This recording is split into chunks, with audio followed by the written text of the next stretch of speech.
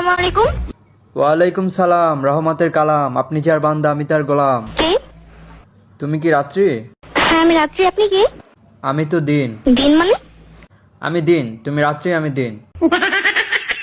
আশ্চর্য ব্যাপার তো। আচ্ছা তুমি রাত্রি, আমি ভোর রাত্রি। ফাইজলামি করতেছেন নাকি আপনি? আচ্ছা তাহলে তুমি রাত, আমি বাসর রাত। বলবেন আপনি কে? আমি তো তুমি। কেমন আছো তুমি? আমি ভালো, আপনি কে? বললাম না যে আমি তো তুমি।